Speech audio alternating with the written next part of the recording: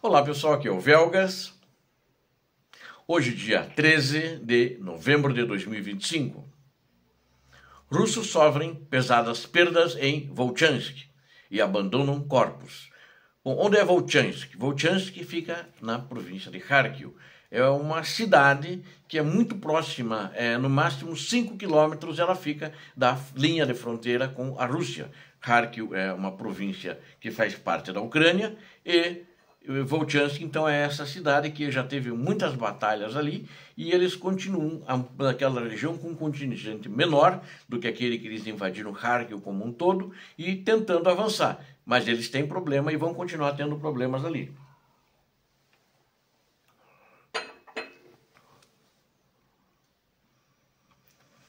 Bom, e eles estão com dificuldades de evacuar as tropas também, inclusive feridos deles, porque a Rússia, como a Belgorod faz fronteira perto daquela região, assim, naquela região, juntamente com Kursk, né, que fica Belgorod e Kursk, e os ucranianos estão lá, eles têm que fazer uma volta muito grande para receber a logística e sempre sob o alvo dos ucranianos. Então, eles estão muito exprimidos ali.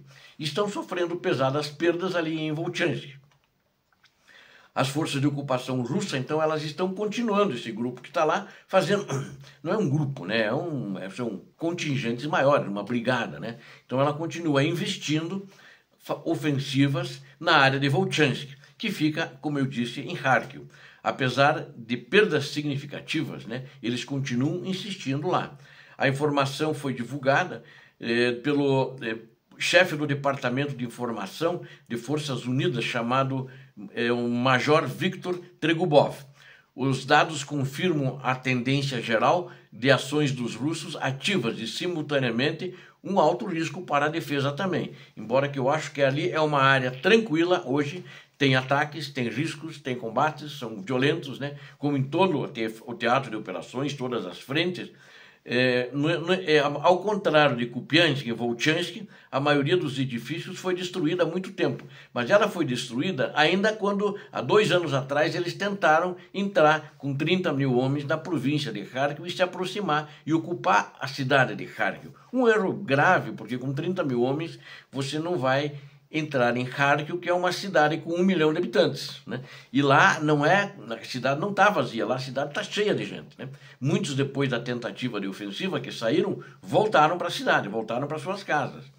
Os combates já duram mais tempo e a destruição é muito mais grave nessa cidade de Volchansk. Só tem escombro e vem tiro em cima de escombro, né?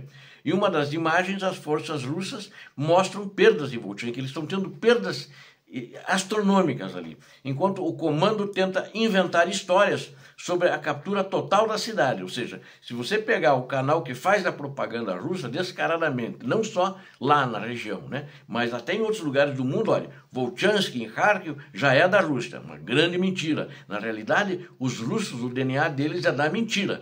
Eles se alimentam da mentira, assim como nós nos alimentamos de oxigênio. Nós precisamos de oxigênio para viver, a Rússia precisa falar mentiras para viver. Segundo Tregubov, os ocupantes estão avançando num território que eles tentam fazer destruído, né? Enquanto as forças de defesa ucraniana têm mantido a linha em condições e imposto para eles grandes perdas e estão dificultando as condições para eles se manterem nas posições, eles que eu digo, os russos, incluindo o uso de bombas aéreas guiadas de ambos os lados.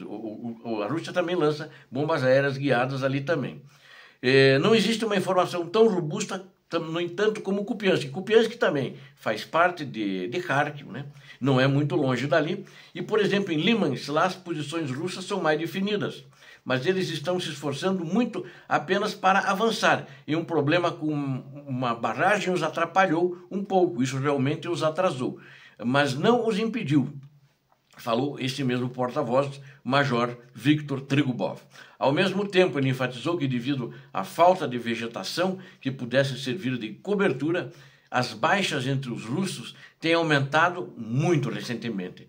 A única questão ali é quantos soldados eles terão que sacrificar para atravessar essas ruínas, para pegar e atravessar, né? Ele acrescentou que a proximidade da Rússia com a área de combate permite que os russos reabasteçam suas forças rapidamente, porque é muito próximo da fronteira, embora que lá dentro eles tenham que fazer um contorno para chegar ali, por causa onde estão as tropas ucranianas, em Belgorod e também em Kursk. Não é simplesmente como se fosse uma linha reta, mas eles têm a facilidade porque é muito próximo da fronteira, que eu falei, no máximo 5 quilômetros, e é uma cidade, não é uma vila pequena, não. Era, né? Escombros agora. O território da Federação Russa fica nas proximidades, então a logística ela vem diretamente, justamente de lá. Não há problemas específicos.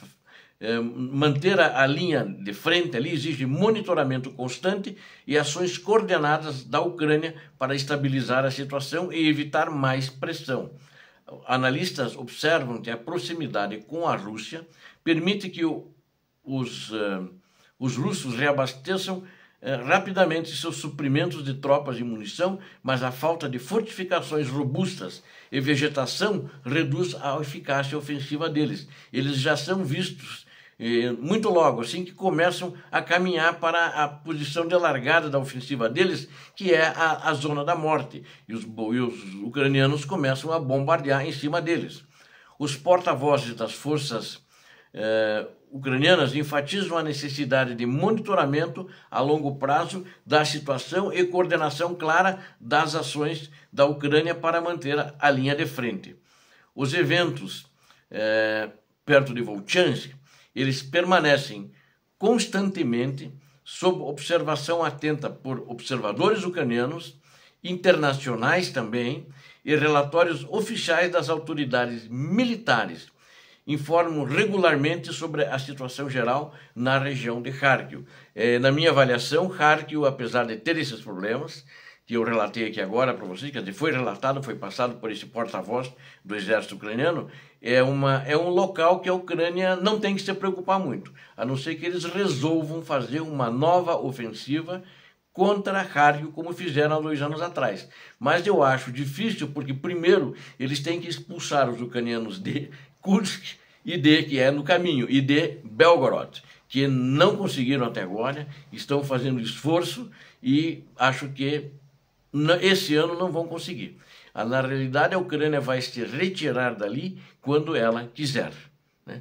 E não adianta tentar, não adianta insistir, e eles estão tendo baixas muito grandes ali. Tanto que se fala pouco, pelo que a gente tem visto, inclusive os norte-coreanos que estão ali na região de Kursk, estão sendo pouco utilizados, porque a gente quase não ouve falar, não tem notícias deles. Alguma coisa aconteceu. Eu acho que eles têm orientação, como eles tiveram muitas baixas, praticamente 6.000 baixas, já nos primeiros meses desde quando eles chegaram, eles estão segurando, porque senão já todos teriam ido para a fita, vamos dizer assim, já teriam sido considerados baixas também.